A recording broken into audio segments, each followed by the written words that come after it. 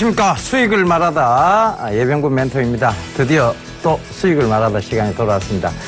자, 시장의 분위기가 너무 좋습니다. 일단은 코스닥 시장의 화랑이 계속 지속되고 있다는 점 굉장히 좋은 모습이고요. 그로 인해 지금 실적이 좀 가시화되고 있는 종목군들은 더더욱 상승세가 이어지고 있는 점. 그래서 제가 썸머랠리를 외쳤던 게 결코 부끄럽지 않다는 점도 저를 기분 좋게 만드는 한 가지 요인인 것 같습니다. 무엇보다 중요한 것은 제가 강조드렸던 종목군이 잘 올라오고 있다는 거, 그만큼 기분 좋은 일은 없겠죠. 그래서 지금 늘 좀 싱글벙글하고 다닐 수 있다는 거. 그러니까 웃으면 수명도 길어진다고 합니다. 그래서 여러분 주식을 보면서 한숨을 쉬는 것보다는 조금 떨어지더라도 웃으면서 하루를 좀 즐겁게 보내시는 게 여러분들 건강에도 좋고, 또 그렇게 웃다 보면 주식은 언제나 긍정적인 작용을 해서 올라오게 돼 있습니다. 우리가 안 좋을 때는 안 좋다라고 분명히 말씀을 드리겠습니다. 그런데 좋을 때는요, 좋다라고 말씀드린 것에 대해서 너무 의심하지는 마십시오. 저희가 아무 근거도 없이 좋다라고 얘기 드리는 것 아니고, 아무 근거도 없이 앞으로 시장이 더 갈 것이다라고 얘기 드리는 거 아니니까, 그런 점 참고해 보신다면, 좀 믿어도 좋지 않겠나. 적어도 예병군 멘토는 좀 진실하게 여러분들을 대하고 있진 않나. 그렇게 다시 한번 생각해 주시면서 오늘도 수익을 말하다 시간 본격적으로 시작해 보도록 하겠습니다.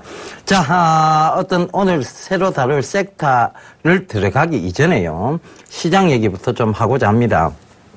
시장이 지금 썸머랠리 분위기를 약간 탔습니다. 그런데 코스피 쪽은 아니고요, 코스닥 쪽에서 지금 먼저 썸머랠리가 다가오고 있죠.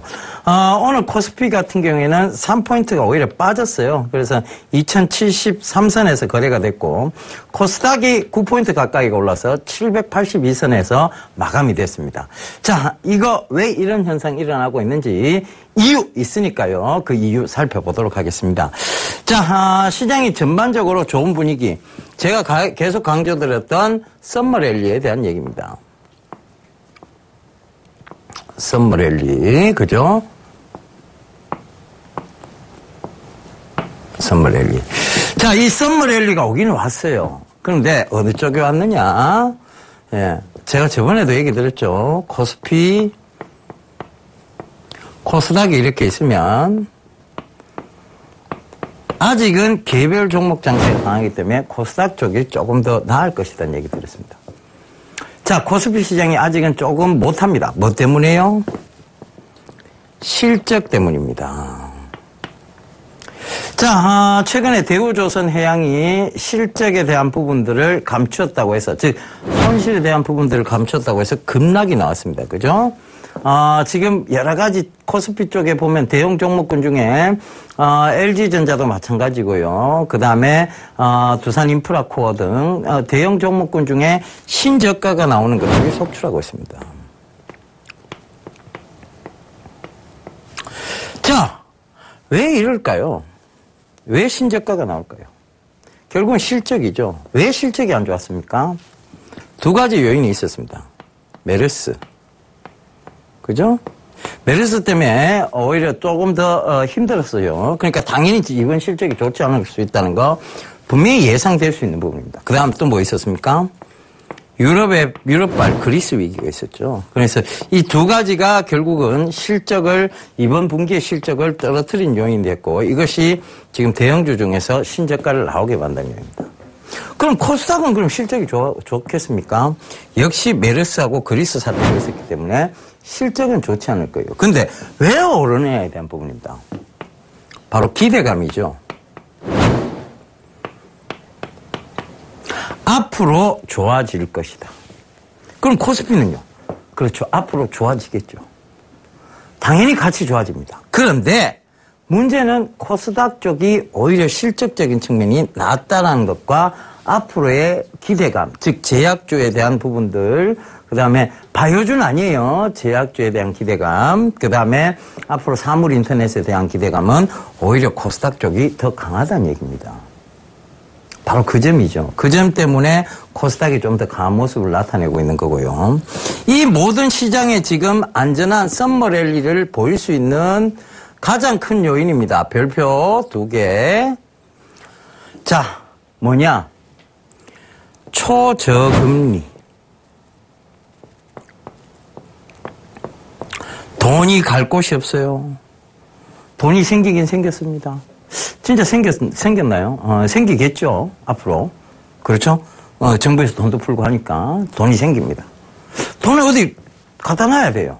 그래야 이 돈이 살이 찔 거 아닙니까? 그죠? 근데 이 돈을 살찌우려니까 어디 투자는 하긴 해야 되겠는데. 자, 은행에 맡기자니 이 초저금리 때문에 돈이 불어나질 않습니다. 그러니까 은행은 아니에요.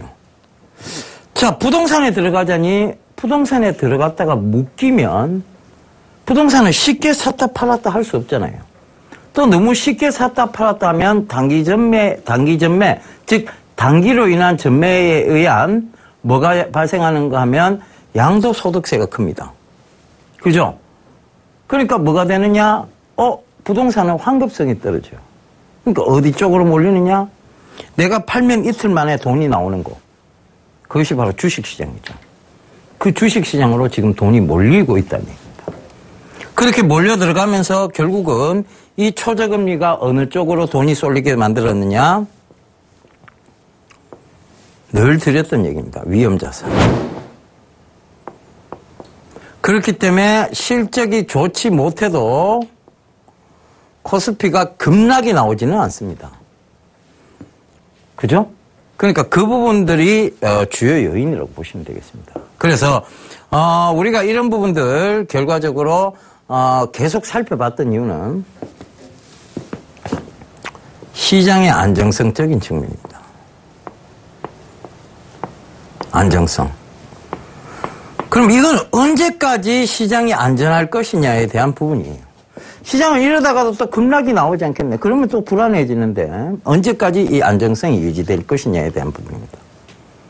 자, 그럼 앞에서 살펴봤던 내용 중에 전제 조건이 붙죠. 전제 조건 뭡니까? 제일 큰 명제. 글로벌 초저금리가 유지되고 있는 한 초저금리 유지입니다. 그러면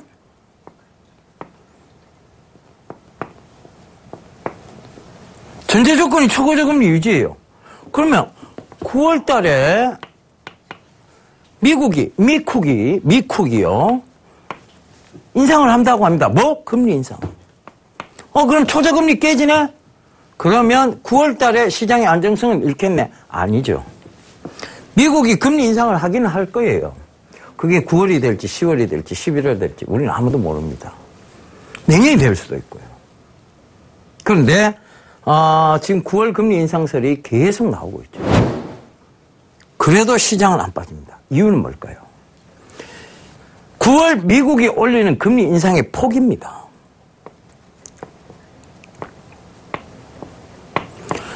금리 인상의 폭이요.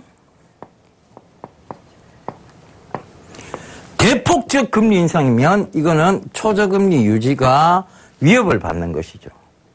근데 소폭의 금리 인상은요, 오히려 시장의 건전성을 확보하게 됩니다. 초저금리 유지는 이어지면서 건전성을 확보했는 거죠. 그것 때문에 확 빠질 수는 없습니다. 그러니까 금리 인상이 되더라도 미국이 과연 얼마만큼 올릴까요? 여기서 지금 뭐 마이크로 얘기 나오고 매크로 얘기 나옵니다. 매크로는 절대 불가능한 얘기고 마이크로 0.15bp 이 정도예요. 이 얘기 나오고 있고 만약에 커봤자 0.25bp 요 두 가지 중에 하나입니다. 5와 0.5bp는 없다는 얘기. 그렇다면 이 최대 0.25bp가 올라와도 아직은 초저금리 상태가 유지가 된다는 얘기죠. 그래서 시장은 안정성을 계속 확보하고 있습니다. 그럼 시장이 대강 언제쯤 불안해지느냐에 대한 부분이에요. 자, 우리가 이걸 한번 짚어봅시다. 시장이 불안해질 수 있을 만한 요인, 그게 언제쯤 나타날까? 자, 첫 번째, 요번에 그리스 문제가 이게 제대로 터졌으면요. 여기 어디로 갑니까? 돼지들한테로 넘어갑니다. 피그스 국가라고 얘기하죠. 피그, 돼지. 돼지들, 복수형, S. 그죠? 돼지들. 이 돼지들.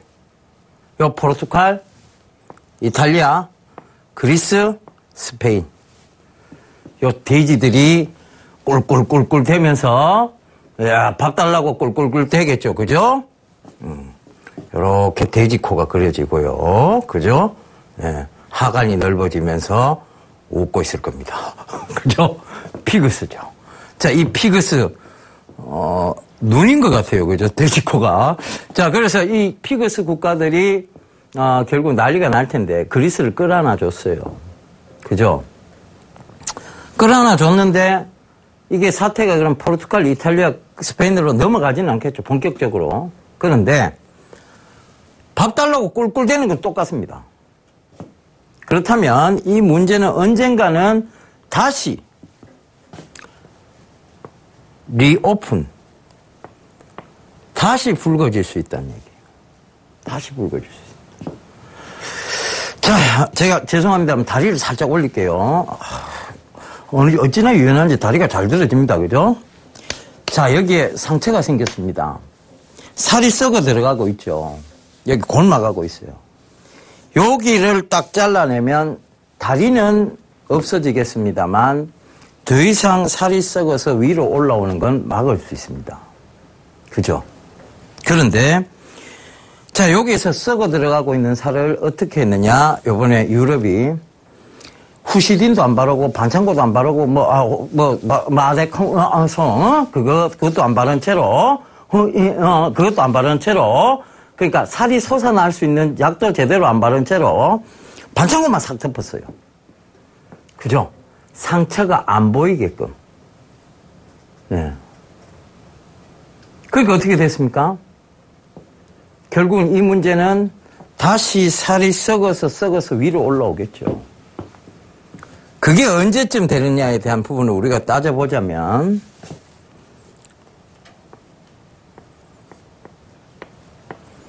2년이 걸릴 것 같습니다. 반창고를 붙였는데 2년 동안은 그 반창고에 살이 썩어 들어가고 서서히 썩어 들어가는 것을 모르는 기간, 그것이 바로 2년이라는 얘기입니다. 이 2년이라는 근거는 그럼 어디에 있느냐? 일단 유럽도 준비가 필요합니다. 유럽이 지금 당장 붕괴가 되면 얘들은 각자의 통화체제로 다시 돌아가야 됩니다.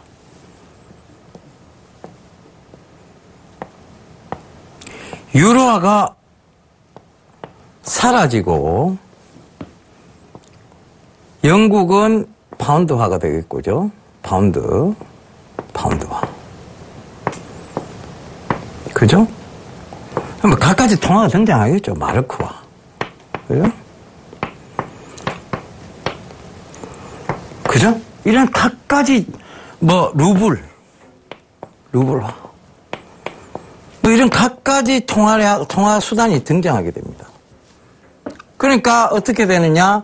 결국은 이 유럽에 대한 부분들이 유럽이 붕괴가 되면 유로화가 무너지면서 이들은 또 어마어마한 비용이 들어가는, 즉 악순환을 연결시키는 고리가 되겠죠. 그런데 그 근거에서 독일이 중심에 있습니다.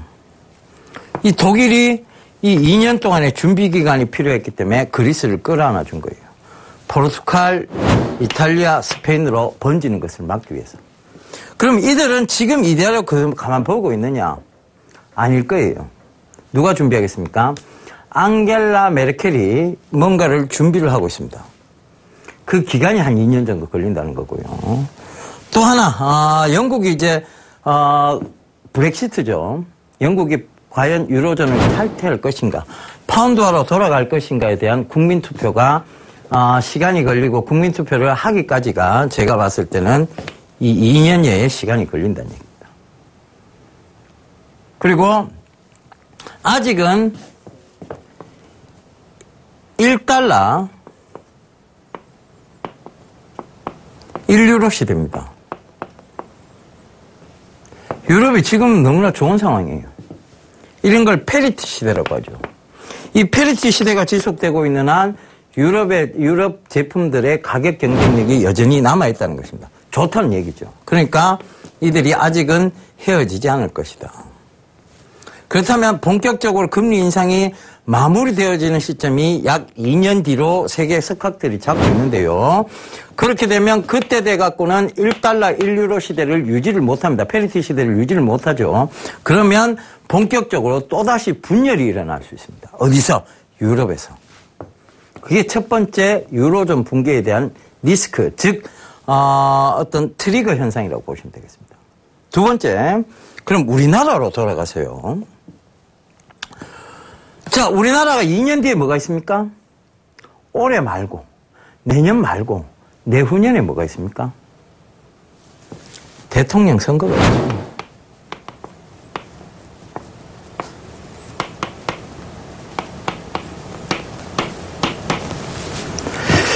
자, 이제 박근혜 대통령이 물러나고 또 차기 대통령이 궁금해지는 시기가 점점 다가오고 있다는 얘기입니다. 자, 그러면 다음에 대통령 선거 기간이 도래할 때까지 새누리당도 그렇고요. 새정치연합도 그렇고요.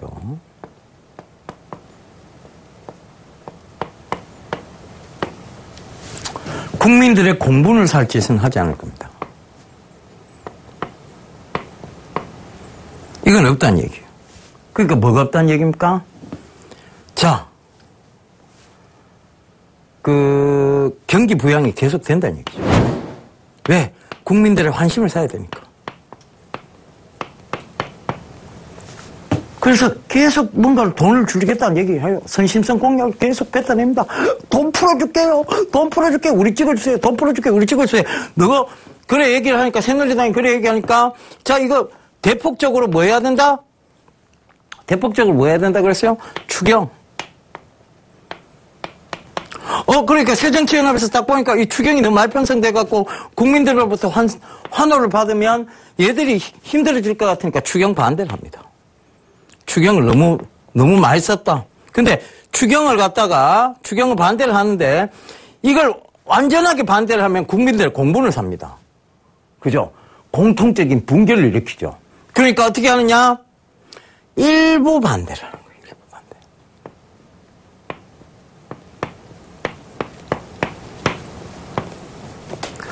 결론은 뭐냐? 둘 다 야같답니다.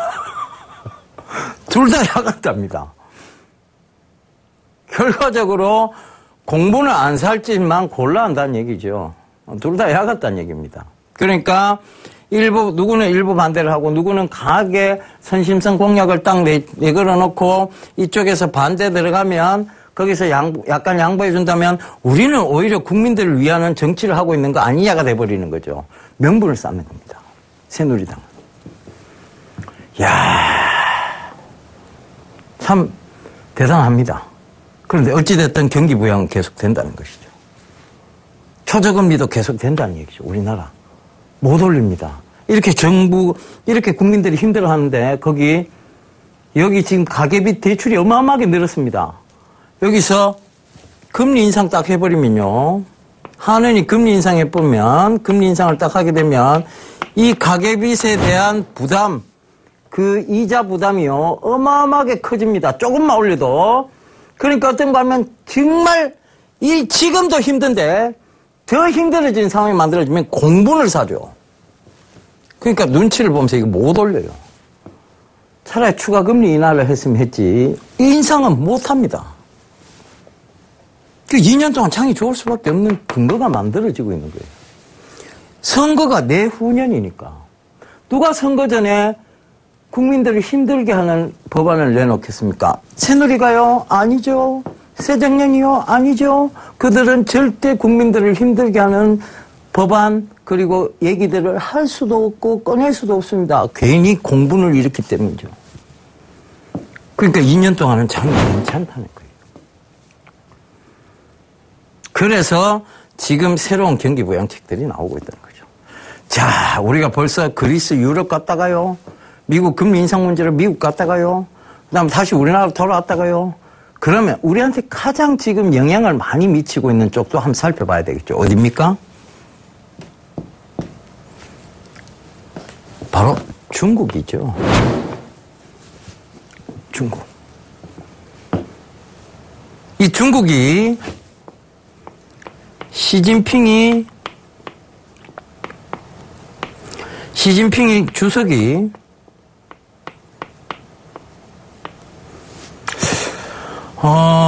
가끔 정책안 발표가 나오고 경기 부양이 나오는 거 보면 시진핑 주석이요. 주식을 많이 들고 있는 것 같아요. 주식 보유량이 어마어마한 것 같습니다. 주식 빠지는 거에 되게 민감해요. 그죠? 그죠? 자, 어찌됐든 중국이 폭락이 나오니까 이 폭락을 막고자, 정치가 다시, 그러니까, 공산주의로 다시 돌아가요. 통제하겠다 합니다. 그죠? 통제하겠다 합니다. 시장 원리 안 따라간다? 통제하겠다. 다시 돌아갑니다. 그죠? 다시 막 돌아갑니다. 과거로 뒤로 돌아갑니다. 그러니까 지금 이 상황이 그들은 그럼 뭐냐? 중국이 주식을 떨어뜨릴 생각이 없다는 것이죠. 떨어질수록 경기부양청은 더 강한 경기부양책을 내놓겠다는 얘기입니다. 실제로요, 경기부양책이 계속 쏟아져 나오니까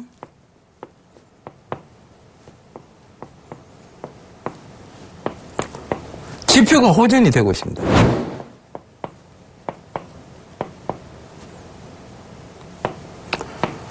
자, 제가 한 가지만 좀 얘기를 하고 넘어갑니다. 중국이 지금 힘드나요? 중국 힘은 안 됩니다. 부동산이 살짝 꺼지고 주식이 꺼졌을 뿐입니다. 그들은요, 공장의 근로자들이, 임금을 받는 근로자들의 임금 수준이 굉장히 많이 올라갔습니다. 쓸 돈이 많아졌다는 얘기입니다. 그리고 세계의 모든 글로벌 기업들이 중국 시장을 지금 무시하지 못합니다. 그들의 눈치를 보고 그들에게 임금을 더 줍니다. 그러다 보니까 그들의 임금 수준, 중산층이 확대가 되고 있습니다. 중산층이 확대가 되니까 그와 관련된 종목들이 올라갑니다. 왜? 그들이 적극적 소비를 하니까.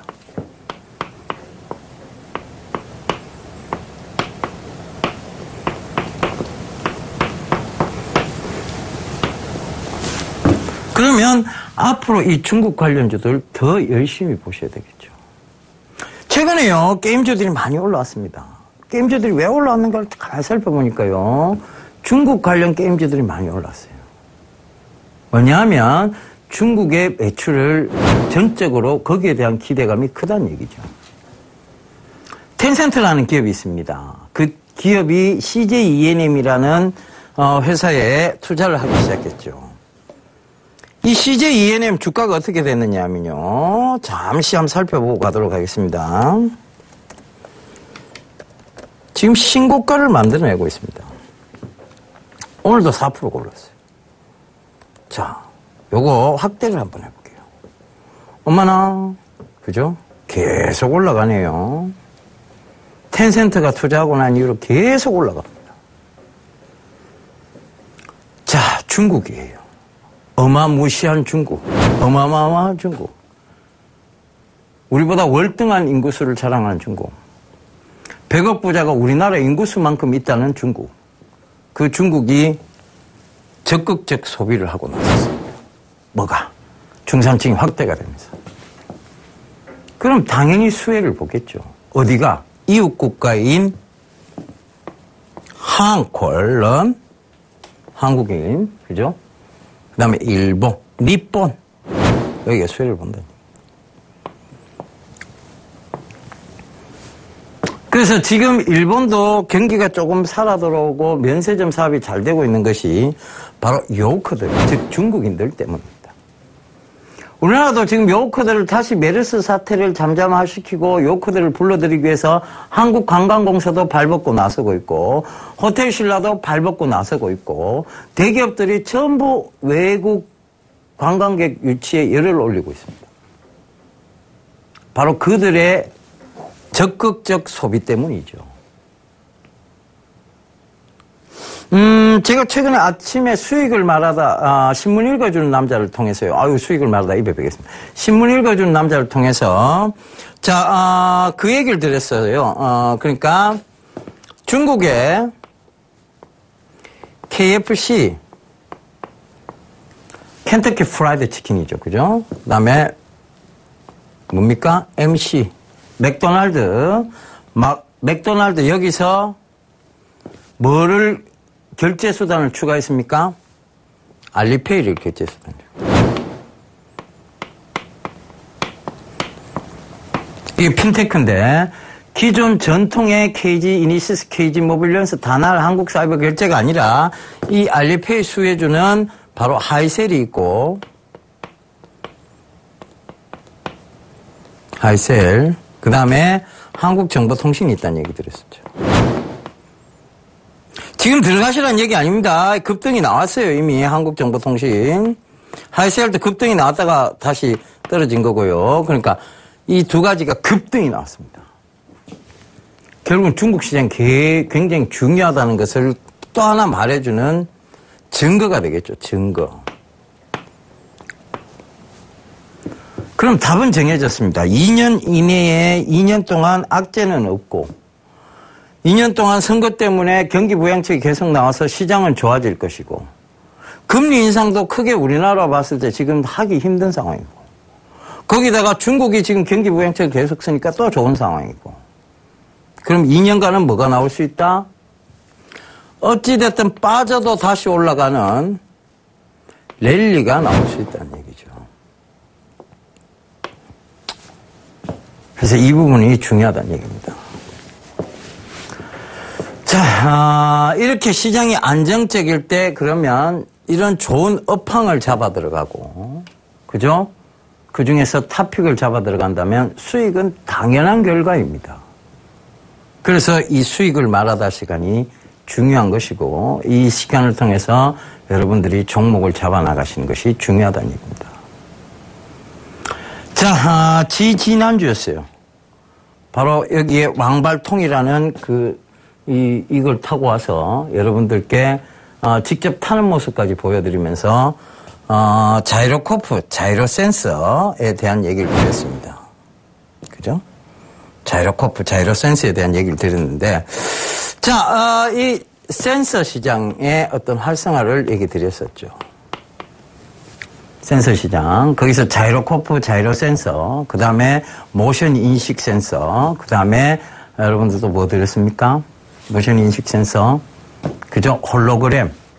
이 얘기 드리면서 공통된 종목이 하나 나온다라고 분명히 얘기 드렸어요. 딱 하나 공통된 종목 하나 나온다. QSI죠.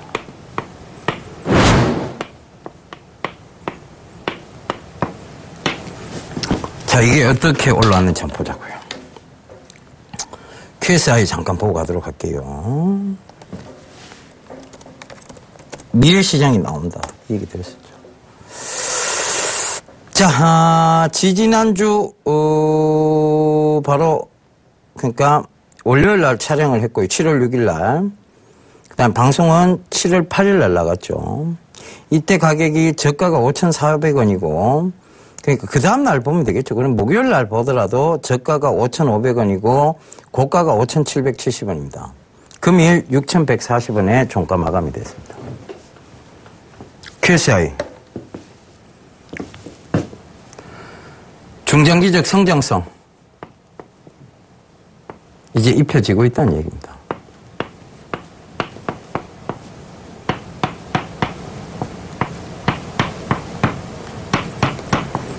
이게 정말 중요한 시장이라고 몇 번이나 강조를 드렸죠. 별표 3개, 돼지꼬리 땡땡땡땡땡땡.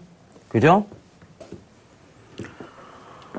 왜 이런 것들을 안 보시는 거죠? 다 올라가면 쳐다보시고, 또 급등 나오면 쳐다보시고, 그러니까 어떻게든 급등 나올 때 따라 붙으시려고 그러고, 참 안타깝습니다. 그죠?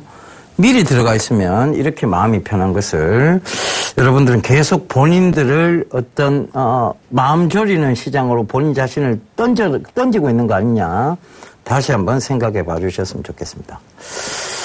자, 시장 얘기 그리고 종목에 대한 간략한 얘기까지 오늘 드렸습니다.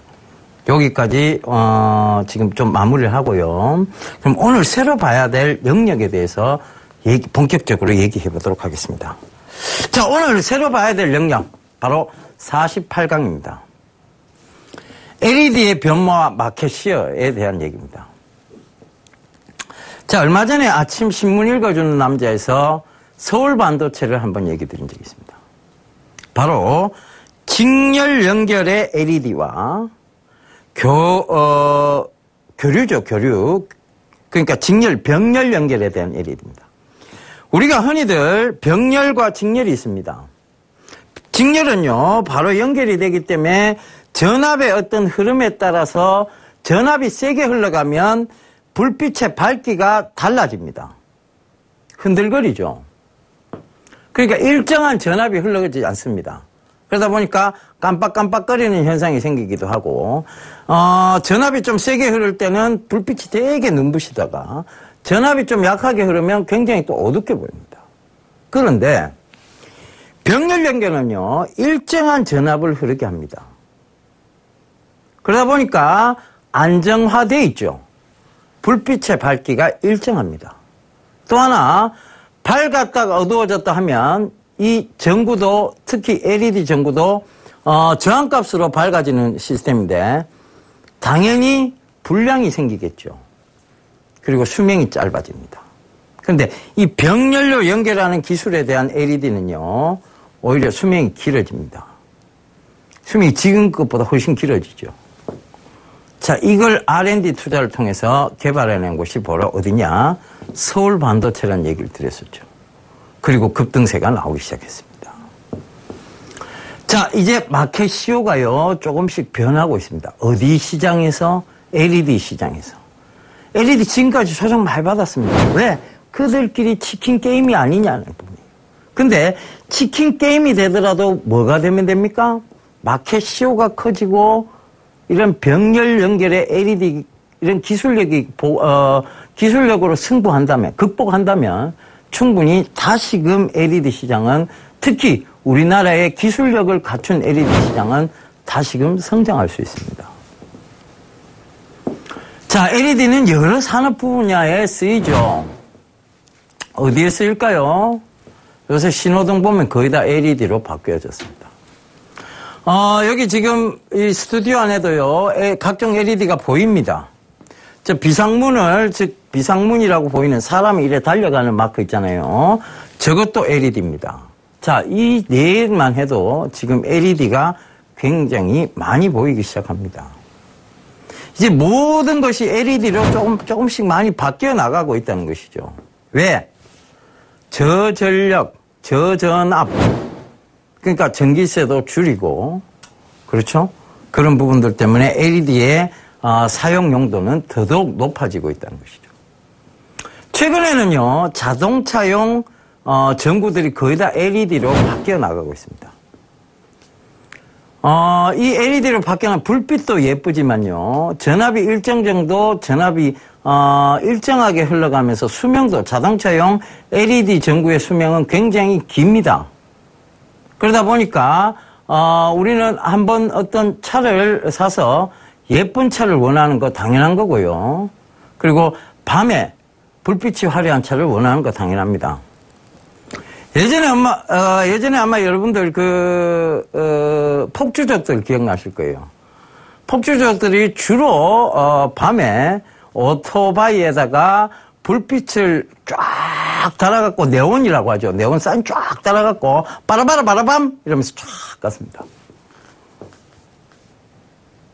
자, 그 사람들이 이제 그 폭주족들이 지금 커서 이제 30대, 40대가 됐어요.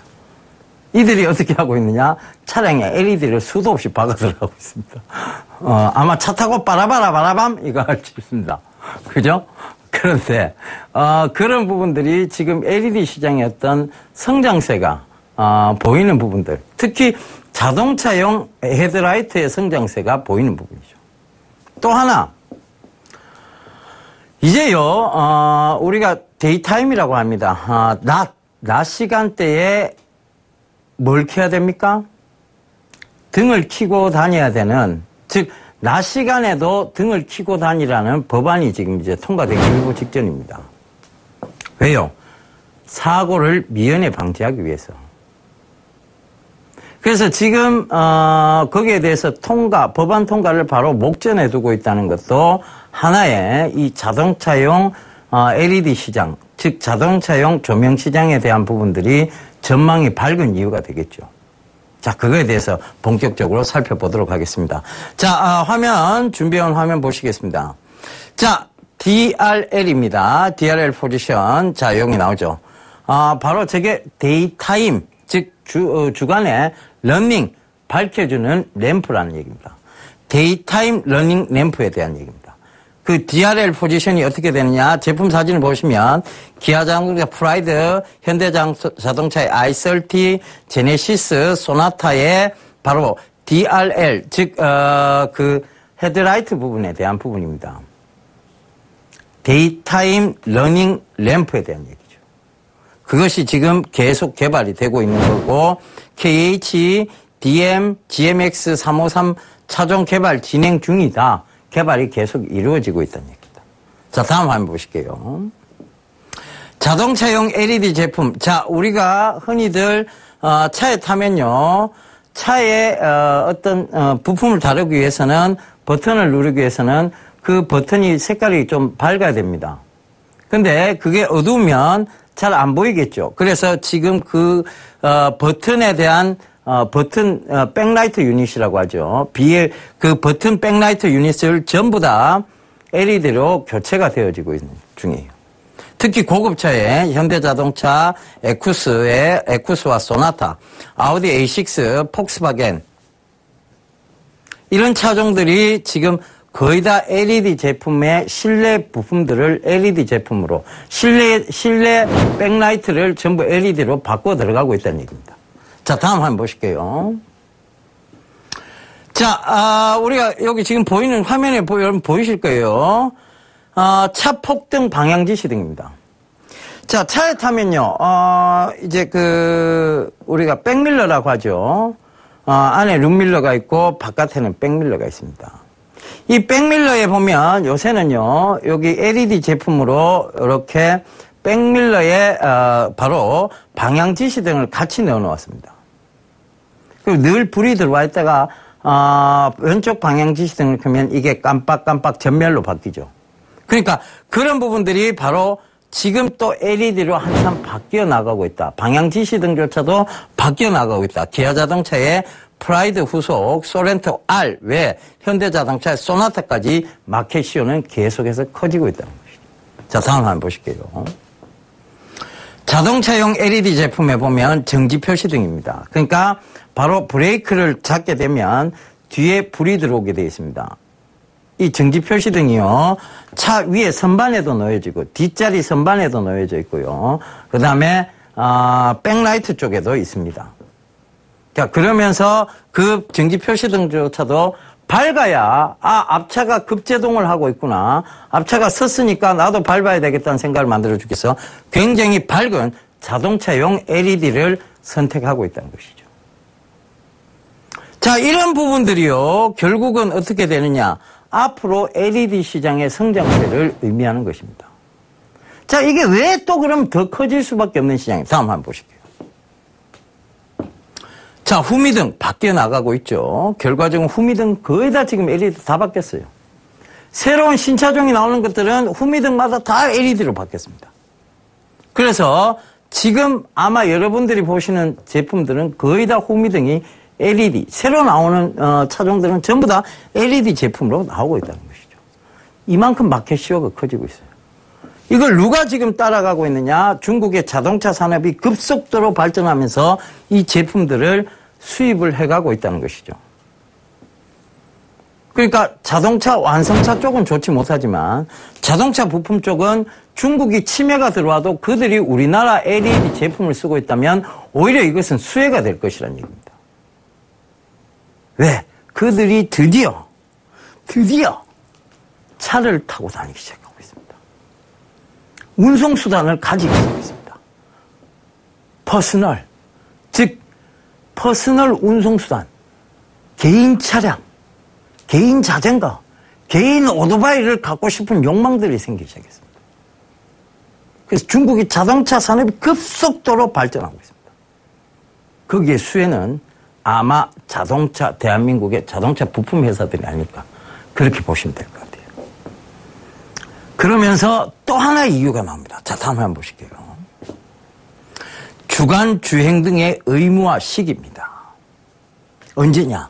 2015년 7월부터 제조되는 모든 완성차, 수입차 포함, 낮 시간 차량 운행 시 다른 운전자 또는 보행자가 자동차를 쉽게 인지해서 교통사고를 미연에 예방할 수 있도록 엔진 시동과 동시에 자동으로 점등되는 등화장치.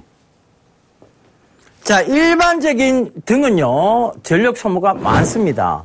그러니까 우리가 흔히들 예전에 등을 켜놓고 내리면요, 그 다음날 어김없이 배터리가 방전이 됐어요. 그래서 보험회사를 불러야 되고 점프를 해서 그래갖고 또 그걸 해야 되죠. 시동을 다시 걸어야 되고 합니다. 그러다 보면 어느새 배터리를 또 갈아야 되는 수준까지 왔죠. 그런데 저전력 저전압의 LED는 그러한 부분들을 굉장히 완화시켜주죠. 그러니까 어떻게 되느냐, 전부 다 LED로 교체를 하고 있고요. DRL입니다. 데이타임 러닝 램프의 장착 시 약 19%의 교통사고 감소 효과가 있는 것으로 국내에서 조사가 됐습니다. 그래서 해외에서는요, 미국은요, 차종별로 5에서 44% 교통사고 감소, 핀란드는 28%의 정면 충돌 사고 감소, 스웨덴은 11%의 교통사고 감소, 차량과 보행자 간 충돌 사고는 28%나 감소됐다. 이것이 바로 이 주간 주행 등의 의무화를 당기고 있는 부분이죠. 그래서 이 주간 주행 등을 실제로 유럽에서는 많이 켜고 다닙니다. 왜 대낮에 왜 대낮에 그 라이트를 켜고 다닐까 생각했는데요. 대낮에 라이트를 켜고 다니기 때문에 이런 사고가 감소가 되는 거예요. 그렇기 때문에 이걸 의무화 시키려고 합니다. 그래서 그 부분도 결국은 이 LED 시장을 성장시킬 수 있는 요인이라는 것이죠. 자, 이런 여러 가지들이 결합되었습니다. 그러면 이제 우리가 LED와 관련된, 즉 차량용 LED와 관련된 제품이 뭐가 있느냐, 그리고 LED 제품은 또 뭐가 있느냐를 한번 살펴봐야 되겠죠. 자, 첫 번째로 우리가 가장 많이 보는 것이 바로 서울 반도체의 차량용 LED 제품입니다. 헤드라이트가 나오기 시작했어요. 그죠? 서울 반도체가, 그래서 최근에 보면요. 자, 요거 확대해서 좀 볼게요.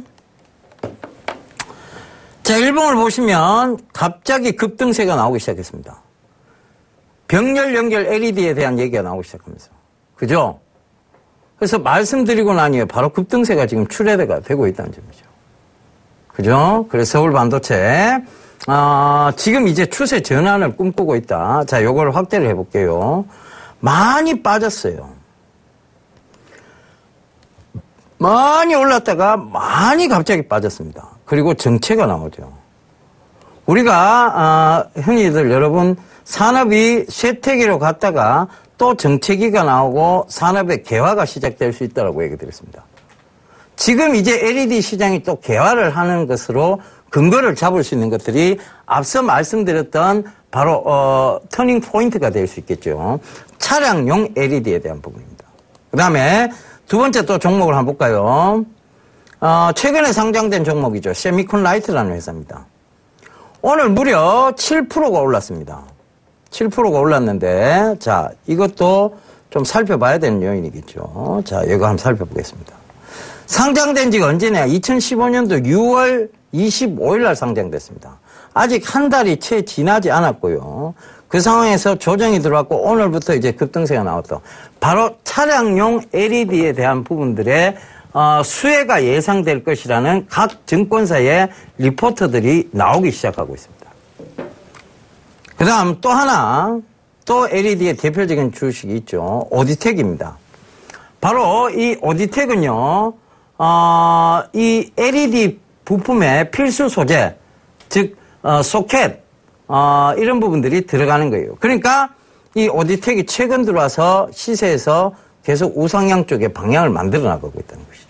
또 하나, 그러니까 LED 업황 개선이라고 봐야 돼요. 또 하나 뭐가 있겠습니까? 바로 삼진 L&D라는 회사가 있죠. 오늘도 한 4% 되는 급등세가 나왔는데, 이제 지금 바로 서울 반도체 주가하고 비슷합니다. 많이 올랐고요. 횡보가 정체기가 나왔고, 급락이 나왔고, 정체기가 나왔고, 이제 상승 시점이 왔다는 거죠. 자, 또 하나 볼게요. LG 이노텍입니다. 근데 LG 이노텍이 제일 못해요, 사실은. 왜? 대기업적 성향을 가지고 있는 데다가 LG 이노텍은 LED 사업만 하는 것이 아니죠. 그럼에도 불구하고 이 LG 이노텍이 대기업 시장이 지금 전체적으로 마켓이 안 좋은데도 불구하고 92,000원대의 명확한 지지선을 하고 있다는 얘기입니다. 그러면 11만 원까지의 박스권 상단까지 충분히 노려볼 수 있을 만한 자리대라는 얘기죠. 자, 그 다음 또 하나 봐야 될 게 바로 또 대기업 시장의 금호전기입니다. 자, 오늘 한 2.75%가 올랐는데요. 이 금호전기 역시 지금 차량용 LED를 적극적으로 생산하는 업체입니다. 많이 올랐고요. 떨어졌습니다. 그리고 나서 지금 정체기가 나왔고 그 횡보 구간이 나왔는데 그 횡보 구간의 뚜렷한 특징은 결국은 박스권 상단과 박스권 하단이 있다. 즉 17,700원의 박스권 하단을 극복하고 올라오고 있는 중인데 아직은 하단 쪽에 더 가깝고요. 그러면 이건 22,000원까지 충분히 들고 가도 된다는 결론이 나오죠. 그래서 이런 종목군들을 좀 보시라는 얘기예요. 이제 바닥권 영역에서 탈피할 수 있는 종목군들입니다. 그런 종목들이죠. 그래서 꼭 좀 보시라는 얘기입니다. 자, 우리가요, 주식시장에서 가장 좋은 것은 사실은 바닥입니다. 근데 이건 알 수가 없어요. 그러니까 바닥권 영역을 확실히 지지하고 올라오는 저평가 미래산업주. 저평가 미래산업주. LED가 미래산업입니까? 과거산업입니까? 앞으로 미래 펼쳐지는 미래산업이죠. 그리고 저평가되어 있죠. 바로 LED 업황에 대한 얘기들입니다. 이걸 보시는 얘기죠. 제가 늘 여러분 말씀드립니다. 따라붙지 마세요. 너무 많이 올라간 거 쳐다보지 마세요. 올라붙은 거 따라붙으면 거기서 급락이 나오면 어김없이 손절해야 됩니다. 라고 얘기를 했습니다. 그러니까 그런 종목들은 안 쳐다보시면 돼요. 새로 올라올 수 있는, 즉 바닥권 영역을 탈피해서 고개를 살짝 들 수 있는 새로운 영역의 섹터, 이걸 쳐다보시는 얘기입니다. 그것이 바로 지금 변모되고 있는 LED 시장이라는 얘기입니다. 그 점 참고해 보시고요. 마켓 시효가 확대되고 있다는 것도 바로 이 업황의 매력 포인트가 될 수 있을 것 같습니다. 자, 여러분, 저는요, 또 이런 썸머랠리와 또 새로운 섹터의 영역들, 새로운 영역의 섹터들, 새로운 영역의 종목들을 들고 다음 주 이 시간에 여러분들을 다시 찾아뵙도록 하겠습니다. 감사합니다. 예병군이었습니다.